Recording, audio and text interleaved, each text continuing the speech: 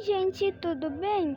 Não esqueça de deixar o like, se inscrever e ativar o sininho. Vamos fazer o som dos animais. Como a ovelha faz? Mé, mé. Fala no microfone. Mé, mé. Isso aí. Agora a galinha faz isso como? Coc, coc, coc, coc, coc, coc, coc, coc, coc, coc. Pop, pop, pop, pop, pop.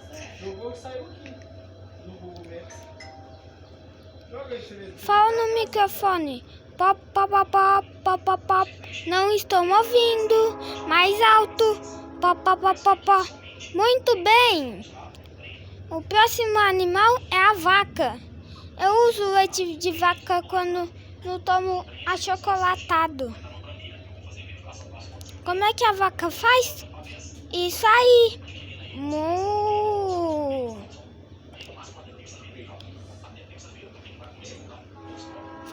Qual é o som da vaca? Mu.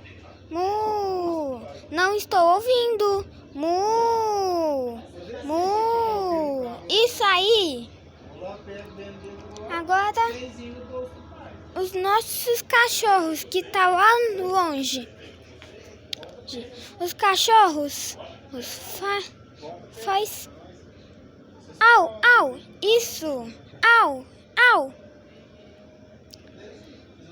Fala no microfone o som do cachorro. Au, au, au, au, au, au, au. Não estou ouvindo. Au, au, au, au, au, au, au. Isso. Agora, para finalizar o vídeo, vamos ver nosso animal que está longe. É o cavalo. Cavalo faz assim. Pocotó, pocotó, pocotó, pocotó. Não estou ouvindo. Vou chegar mais para trás. Pocotó, pocotó, pocotó. Pocotó, pocotó, pocotó. Não estou ouvindo. Pocotó, pocotó.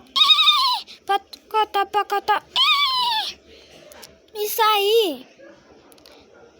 Compartilhe esse vídeo com o seu amigo. E deixe seu like, se inscreva e ative o sininho. Para quem não fez isso. Tchau.